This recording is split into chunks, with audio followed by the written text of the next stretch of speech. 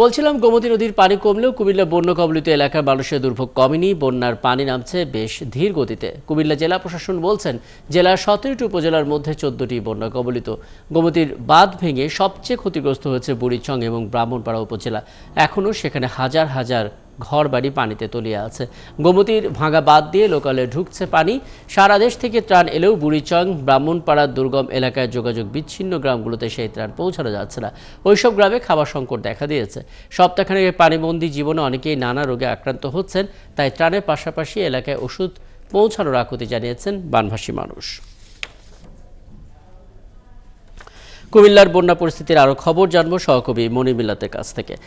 মনির, এর আগে আপনি আমাদেরকে বলছিলেন যে সুখবর বলতে এটুকুই যে বন্যার পানি এখন কমছে, কিন্তু মুশকিল হচ্ছে বুড়িচং, ব্রাহ্মণপাড়ার মতো দুর্গম এলাকা যেগুলো যোগাযোগ বিচ্ছিন্ন রয়েছে সেখানে ত্রাণ পৌঁছানো এবং ওষুধ পৌঁছানো রীতিমতো চ্যালেঞ্জিং হয়ে যাচ্ছে।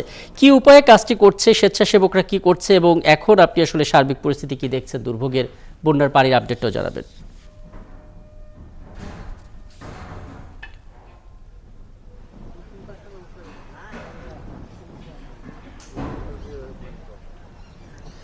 দেখুন, ব্রাহ্মণপাড়া এবং বুড়িচং উপজেলা, সেখানে আপনি সড়ক পথে খুব সহজেই সেই উপজেলা সদরে পৌঁছাতে পারবেন, কিন্তু সংকটের জায়গাটি হলো যে উপজেলা সদর থেকে সেই ত্রাণগুলো নিয়ে প্রত্যন্ত যে গ্রামগুলোর কথা আমরা বারবারই বলছি যে সমস্ত গ্রামে সড়ক পথে পৌঁছানোর কোনো সুযোগ নেই, নৌকা ছাড়া সেই সমস্ত গ্রামে যাওয়ার কোনো ধরনের ব্যবস্থা নেই। যে কারণে আমরা গত কয়েকদিন ধরে আসলে যেটি দেখছি যে এখানে উপজেলা প্রশাসন, সেনাবাহিনী তারা প্রাণান্ত চেষ্টা চালিয়ে যাচ্ছেন যে উপজেলা সদরে দেশের বিভিন্ন প্রান্ত থেকে যে ত্রাণ সামগ্রীগুলো আসছে সেগুলো সেখান থেকে স্পিড বোট কিংবা আপনার ট্রলার, নৌকায় করে সেগুলো প্রত্যন্ত গ্রামগুলোতে পৌঁছানোর জন্য। কিন্তু সংকটের জায়গাটি হলো যে এলাকাটি এই মুহূর্তে বন্যা কবলিত, বুড়িচং, ব্রাহ্মণপাড়া, সেখানে সবসময় আসলে সড়ক পথে মানুষ চলাচল করেছে। এখানে নৌকার চলাচল একেবারেই ছিল না। প্রায় 20 বছর পর এই এলাকাতে বন্যা হয়েছে, যে কারণে একেবারে শুরুর দিকে আমরা দেখেছি যে এলাকার মানুষজন ত্রাণের জন্য একেবারে হাহাকারের মতো একটা পরিস্থিতি ছিল। নৌকার অভাবে সেই ত্রাণ কিন্তু পৌঁছানো যাচ্ছিল না। তবে সেই সংকট কিছুটা কাটিয়ে ওঠা গেছে, কারণ দেশের নানা প্রান্ত থেকে আমরা দেখছি যে ত্রাণ সামগ্রীর পাশাপাশি অনেক মানুষজন তারা কিন্তু ট্রলার কিংবা স্পিড বোট এগুলো নিয়েও এই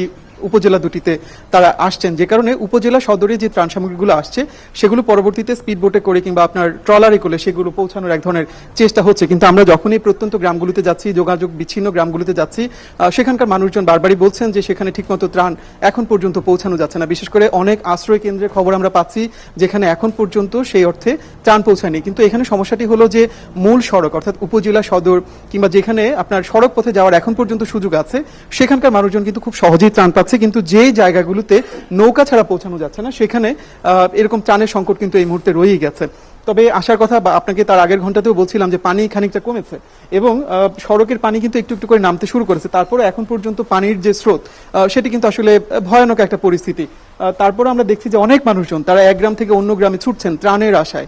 কোথাও যদি ত্রাণ দেওয়ার খবর তারা পান সেই গ্রামগুলোতে তারা ছুটে যাচ্ছেন। এখানে স্বেচ্ছাসেবীরা কাজ করছেন বিভিন্ন গ্রামে, এক গ্রাম থেকে আরেক গ্রামে গিয়ে তারা এই পানি পেরিয়ে তারা সেখান থেকে ত্রাণ আনার এক ধরনের চেষ্টা কিন্তু করে যাচ্ছেন। অর্থাৎ প্রাণান্ত একটা লড়াই কিন্তু এই জায়গাতে চলছে, কারণ এই এলাকার মানুষ প্রায় 20 বছর পরে এরকম একটি ভয়াবহ পরিস্থিতির মধ্যে পড়েছে।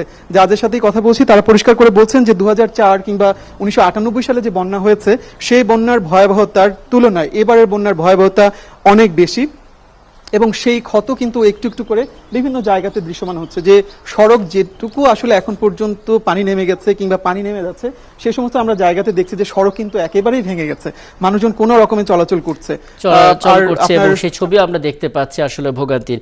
আপনি আছেন নিশ্চয়ই, প্রয়োজনে আবারও কথা হবে এবং আপনার কাছ থেকে আরো আপডেট আমরা জানতে পারবো।